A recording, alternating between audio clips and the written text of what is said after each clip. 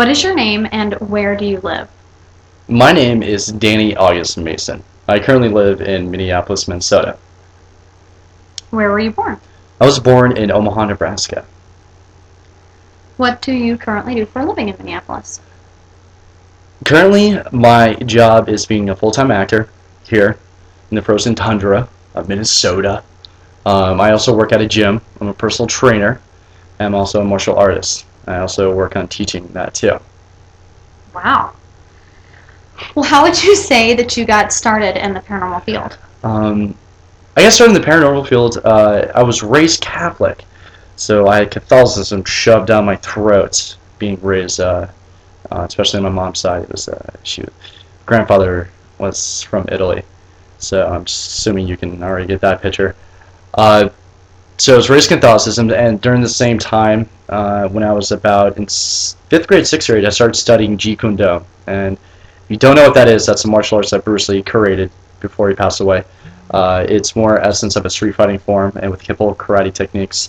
And that introduced me to a lot of Eastern spiritualism, Taoism, and it just, for me at that time, totally made sense instead of Catholicism that was more focused on fear. Like, you're going to hell, you're a bad man, especially when I was doing acting and stuff. But anyways, and then during that time, went to University of Wyoming my freshman year. Started taking a couple courses in parapsychology. Wrote a paper dealing with the influence of the electromagnetic field that goes around the Earth and how it actually it would influence. There was a word. I totally had a brain fart there. Sorry. Influence more heighten. There we go. Paranormal activity. And then I actually started doing, I guess, rookie investigations at Laramie, Wyoming, and Fort Collins, Colorado.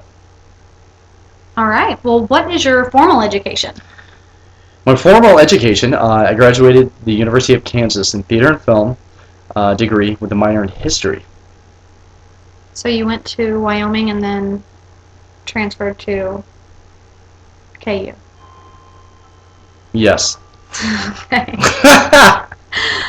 So I know you already mentioned your martial arts, but what all forms of martial arts do you study? Do you do weapons? Do you do more than just Jeet Kune Do? Or? Well, currently, so I studied Jeet Kune Do for over 10 plus years. Now, currently I study Southern Dragon Chinese Kung Fu, and it's this style particularly is one of the fiercest style of Kung Fu that you can actually study, but the really cool part about it is that we're also taught internal energy work and using Qigong, which is the Chinese form of Reiki energy. Do you incorporate any weapons or anything with that? Or yeah, there is weapon trainings in Kung Fu and also Jeet Kune Do. There's a lot of variety. I haven't got to the Kung Fu weapons stage part yet. So. All right. How would you say that you use life experience with your martial arts and your education to best serve you as an investigator? I would say from graduating the University of Kansas in theater and film, I actually did a lot of work as a cinematographer. And using that and working on 60 plus films behind the camera in post-production, I have seen the field of filmmaking go from professional field to actually now that a consumer can actually get the technology. So, and noticing that these people are actually using the same technology for the paranormal field. So a lot of evidence going into it, I'm very skeptical about going into it. I try to debunk as much as I can right off the bat. Just so I would really want to see the field go in the direction of a more scientific approach and kind of stem away from the fluff that it is apparently going in. And also, as a paranormal investigator, using my acting and my martial arts and use of energy. In martial arts, we're taught, in Jeet Kune Do, we're taught a lot of hostage techniques, tactical negotiation situations to be precise.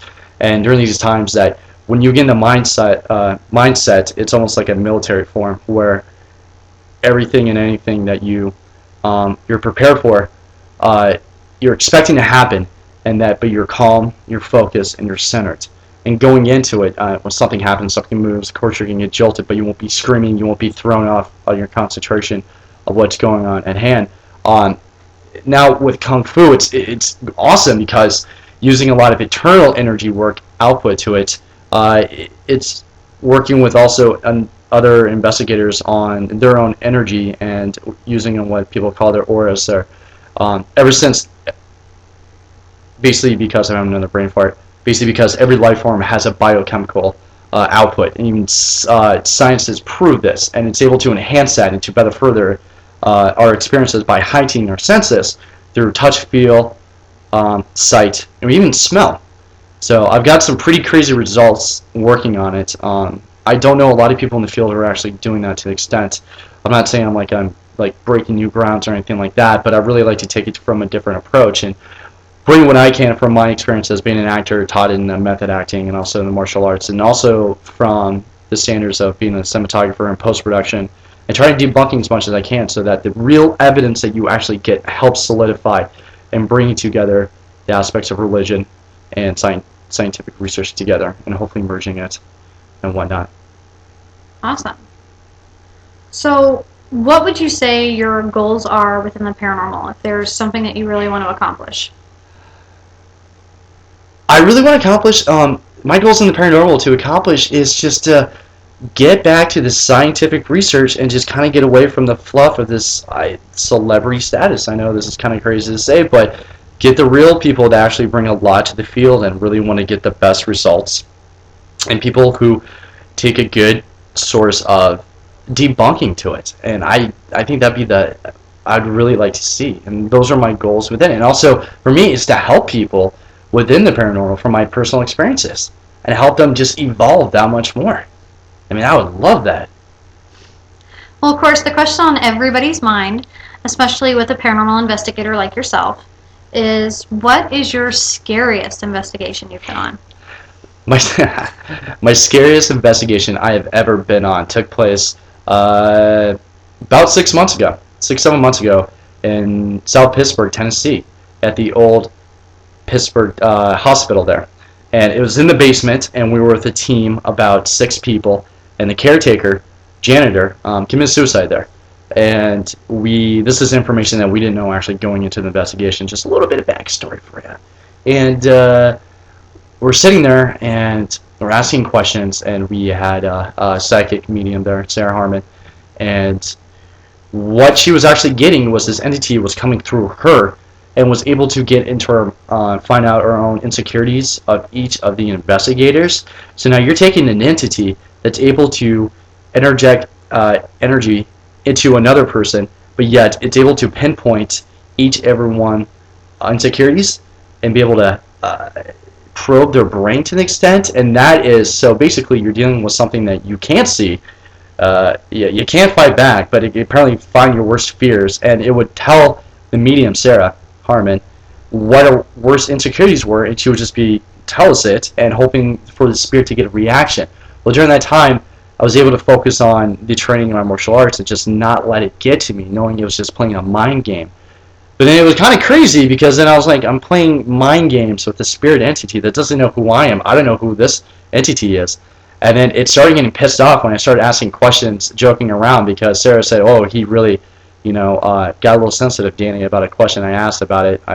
Questioning his sexuality. Apparently he didn't like that too much. And then the door shook on its own extremely violently. It jarred everybody. But after that, it was something I've never encountered before. And I've heard stories of people dealing with demonic entities like that. But on a human entity, that is something that still stuck with me, knowing that there's possible for spirits to get in and find your insecurity and exploit it, just like a human being would for a purpose of, even as in a fighting situation.